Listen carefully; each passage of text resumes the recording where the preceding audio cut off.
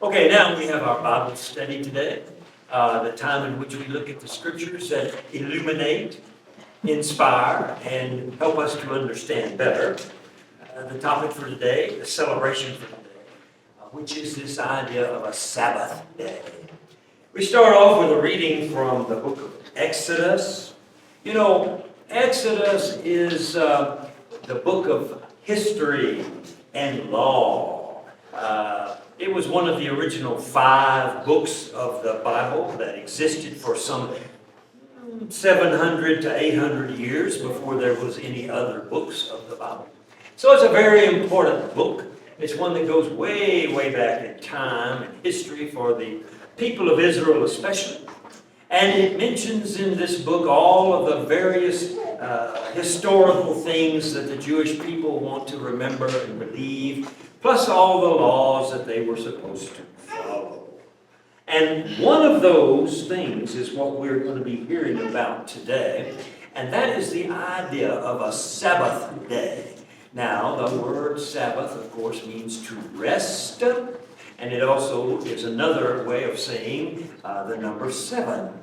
And of course, it comes from the story in which God created the heavens and the earth. And after he did all of that, he rested on that 7th day. And that was the day of rest. So the Jewish people then adopted a faith perspective in which they said to themselves, well, if God rested one day of the week, we should rest one day of the week. And so it became a very important day in their week. And the understanding was, on that day, you did no labor whatsoever. You didn't work about anything, anywhere, in any way. And as you may remember, that became a big issue between the Jewish people and Jesus, because he continued to do his healing on the Sabbath day, and they did not think that was a very nice thing for him to do. So, the Sabbath was a day of rest, in which you were to rest from your labors. And in the book of Exodus, we hear it established this way. I'll read it to you now from the 20th chapter, verses 8 through 11. And it says, "Remember the Sabbath day by keeping it holy. 6 days you shall labor and do all your work, but the 7th day is a Sabbath to the Lord your God. On it you shall not do any work, neither you nor your sons or your daughters, nor your male or female servants or slaves, not even your animals, nor any foreign person residing in your community." So, pretty clear there about the fact that you're not supposed to do anything on this one day that was considered to be holy. So the idea is pretty clear that it's a day to rest from your labor and instead focus on your relationship with God. And that was a very simple concept, and the Jews have lived with that idea for thousands of years now. And the Sabbath day is a holy day still for many of them, and they rest from their labors on that day. And it says here that the idea is to keep it holy. We're going to talk about what that means a little bit later in more detail. But just for now, we can say that if something is kept holy, that means that it is kept for some other purpose than a human purpose.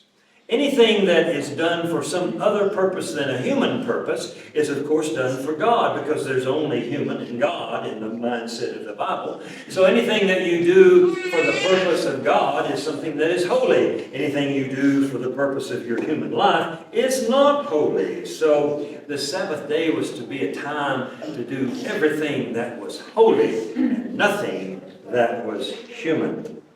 So this was the origination of the idea of a Sabbath day, and that's where it came from.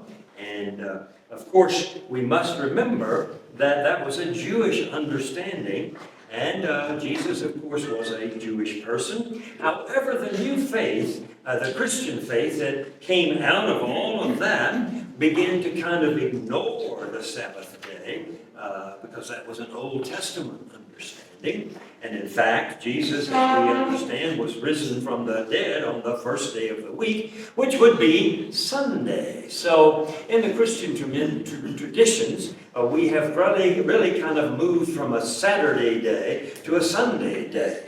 Some, of course, have still tried to go back and become a Seventh-day Adventist, for instance, in which they worship Christian religion on a Saturday instead of a Sunday. But the whole idea here is that one day a week was established to be a day of rest from human labor. And that was how we got into this in the first place. Now let's move on to the New Testament, and we'll go this time to Paul's letter to the Christians at Philippi, the Philippians as we call them. And today he's addressing an issue with the Philippian Christians that was problematic for him.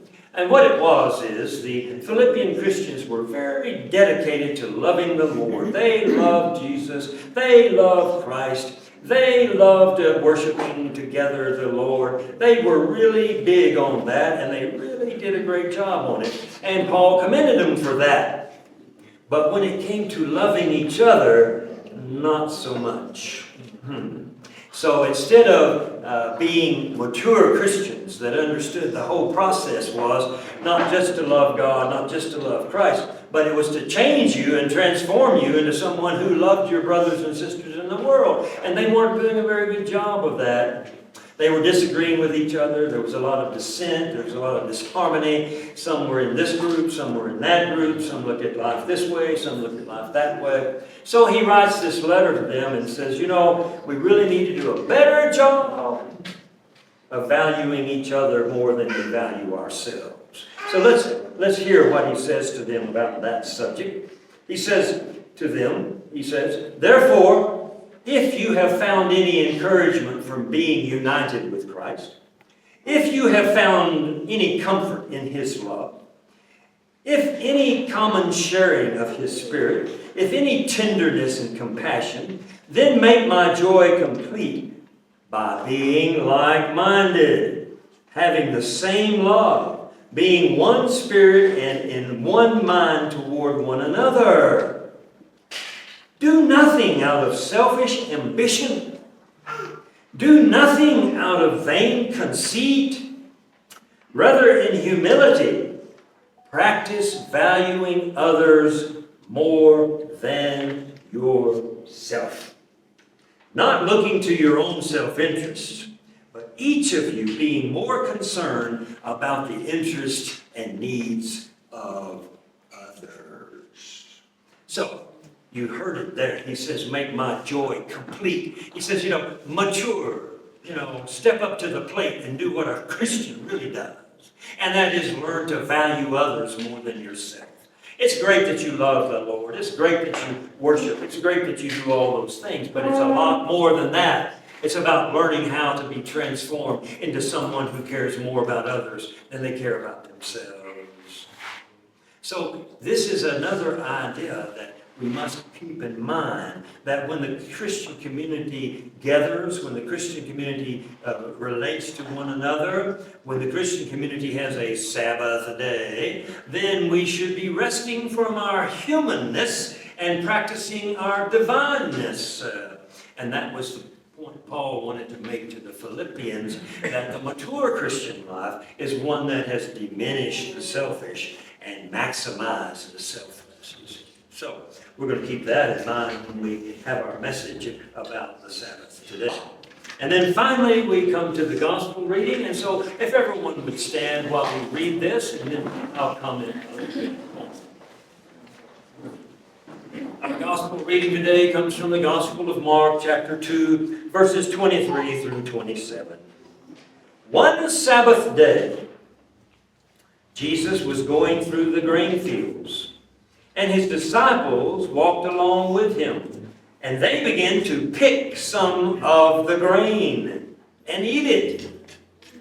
The Pharisees said to him, "Look, what are they doing? You know it is unlawful to do any work on the Sabbath."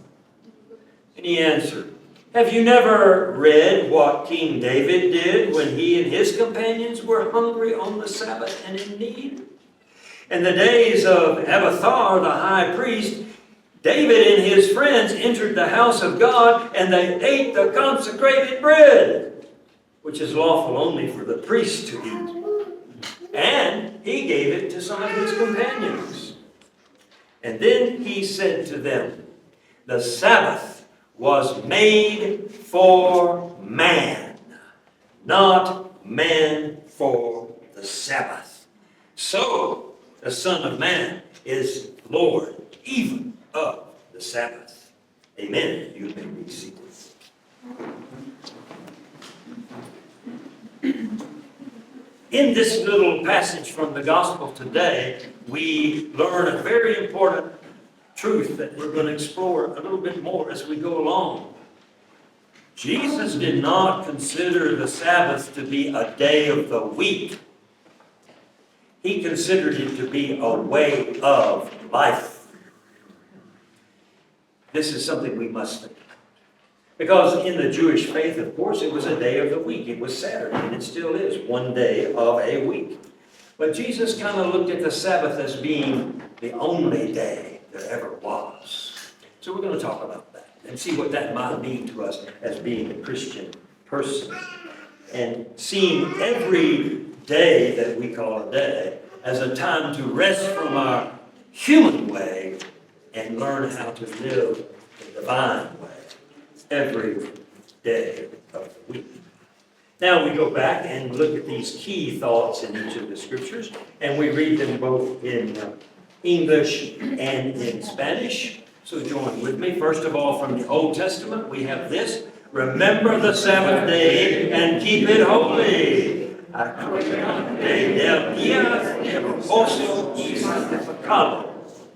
And do nothing out of selfish ambition or vain conceit. Rather, in humility, value others above yourselves. No hagas nada por ambición y egoísmo, o por gloria propia, mas bien con humildad, valor, más por encima de ti mismo. The Sabbath was made for man, not man for the Sabbath. El sábado fue hecho para el hombre, no el hombre para el sábado.